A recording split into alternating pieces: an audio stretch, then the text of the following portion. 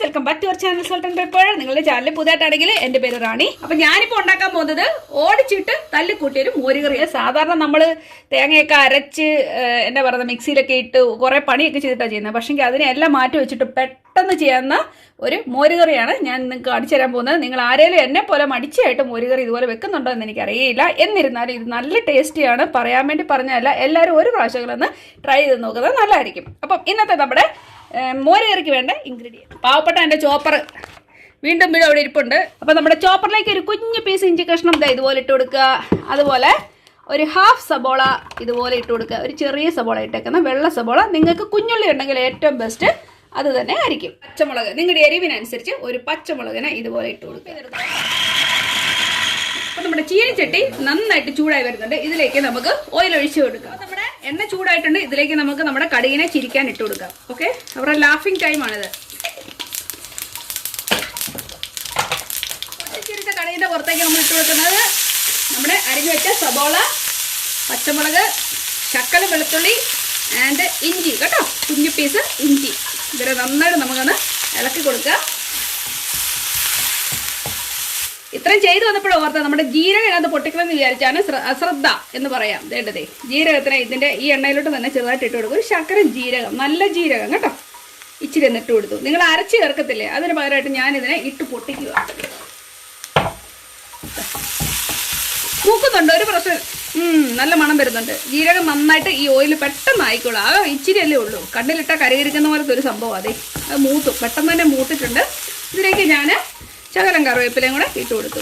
പിന്നെ നന്നായിട്ടൊന്ന് മൂപ്പിച്ച് കൊടുക്കുക. നന്നായിട്ട് മൂത്ത് വന്നു. ഈ മൂത്ത് വന്നു കഴിയുമ്പോഴാണ് ഞാൻ നമ്മുടെ വറ്റൽമുളകിനെ ഇട്ട് കൊടുക്കുന്നത്. കാരണം ഇവരെല്ലാം ഒത്തിരി കരിഞ്ഞു പോകുന്നത് എനിക്ക് ഇഷ്ടമില്ല. ഇതിനകത്ത് കിടന്ന് നന്നായിട്ടൊന്ന് വാടണം. കാരണം നമ്മൾ പച്ചവെള്ളം ഒന്നും ഇതിനകത്ത് ആഡ് ചെയ്യാത്തതുകൊണ്ട് തന്നെ ഇതിനകത്ത് കിടന്ന് നന്നായിട്ട് പിന്നെ നന്നായിട്ട് മൂത്തോളും കേട്ടോ. അതിൻ്റെ കളർ മാറുന്ന കണ്ടോ ഇപ്പോഴേ. അപ്പോൾ നമ്മുടെ അരപ്പ് ഏകദേശം ശരിയായി വന്നിട്ടുണ്ട്. ഇനി ഞാൻ ചെയ്യാൻ പോകുന്നത് ഇതിലേക്ക് ഇച്ചിരി മഞ്ഞൾപ്പൊടി ആഡ് ചെയ്യുന്നു. കണ്ടോ, ഇച്ചിരി മഞ്ഞൾപ്പൊടി ആഡ് ചെയ്തു. നമ്മുടെ ഉപ്പ്, നിങ്ങളുടെ ഉപ്പ് ആവശ്യത്തിന് നിങ്ങൾ ചേർക്കുന്നു. ഇതിലേക്ക് ഞാൻ കുറച്ച് വെള്ളം ആഡ് ചെയ്ത് കൊടുക്കുന്നത്.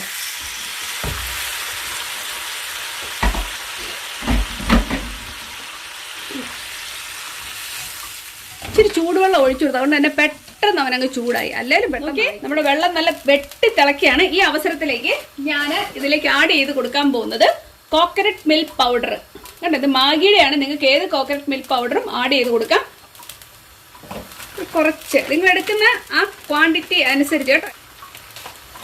ഞാൻ ഒരു ടേബിൾ സ്പൂൺ ഇതിനകത്ത് ആഡ് ചെയ്തിട്ടുണ്ട്. നിങ്ങൾ ഇതിനകത്ത് കാണുമ്പോൾ നിങ്ങൾ ഓർക്ക് ഒത്തിരി ഉണ്ടെന്ന്. അത് ക്യാമറയുടെ ഇതുകൊണ്ടാണ് തോന്നുന്നത് കേട്ടോ. ഇതാണ്ട് ഈ ചൂട് വെള്ളത്തിൽ, ഈ തിളച്ച വെള്ളത്തിലേക്ക് നമ്മൾ ഈ മാഗി പൗഡർ ആഡ് ചെയ്യുമ്പോഴേക്ക് ഇതിനകത്ത് തന്നെ കിടന്ന് നന്നായിട്ടങ്ങ് മെൽറ്റ് ആയിക്കോളൂ. അല്ല കട്ട പിടിച്ച് കിടക്കും ഒന്നുമില്ല കേട്ടോ. നന്നായിട്ടങ്ങ് മെൽറ്റ് ആവും. നിങ്ങൾക്ക് കാണാമല്ലോ, നല്ല സുന്ദരമായിട്ടവൻ വന്നിട്ടുണ്ട്. നല്ല ക്രീമി ആയിട്ട് കണ്ടോ. കണ്ടോ, ഇതിപ്പോൾ നന്നായിട്ടായി വന്നിട്ടുണ്ട്. കണ്ടല്ലോ. ഇതിലേക്കാണ് നമ്മൾ യോഗട്ട് ആഡ് ചെയ്ത് കൊടുക്കാൻ പോകുന്നത്. മെൽറ്റായി വന്ന ഉടൻ തന്നെ നമ്മൾ ഇതിലേക്ക് യോഗട്ട് ആഡ് ചെയ്ത് കൊടുക്കുന്നു. പക്ഷെ തീരെ താത്തിടുക കേട്ടോ.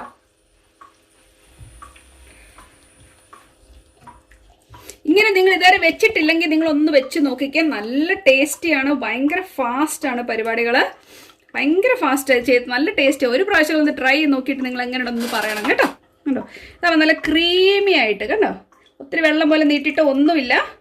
നല്ല കുറുകിയ മോരുകറി. ഇനി നിങ്ങൾക്ക് ഇത്രയും കുറുക്കം വേണ്ടെങ്കിൽ ശകലം തിളച്ച വെള്ളം ചെറുതായിട്ട് ആഡ് ചെയ്ത് കൊടുത്താൽ മാത്രം മതി. അപ്പോൾ നല്ല നിങ്ങൾക്ക് ഇഷ്ടമുള്ള കൺസിസ്റ്റൻസിക്ക് അനുസരിച്ച് നിങ്ങൾക്ക് ചെയ്തെടുക്കാൻ പറ്റും. ഇനി ചിലർ പറയുന്നത് കായൊക്കെ വേവിച്ചിട്ട് ഉപയോഗിക്കുന്ന ഇഷ്ടമാണെന്ന് പറയും. ചിലർക്ക് പൈനാപ്പിൾ ചേർക്കുന്ന ഇഷ്ടമാണ്. എന്നെ പെട്ടെന്നാന്ന് നോക്കി മോരുകറി ആയത്. അപ്പോൾ നിങ്ങൾ എല്ലാവരും ഇതൊന്ന് ട്രൈ ചെയ്ത് നോക്കുക. ട്രൈ ചെയ്യാത്തവരാണെങ്കിൽ കേട്ടോ, നല്ല ടേസ്റ്റിയാണ്. അപ്പം നമ്മുടെ മോരുകറി റെഡി ആയിട്ടുണ്ട്.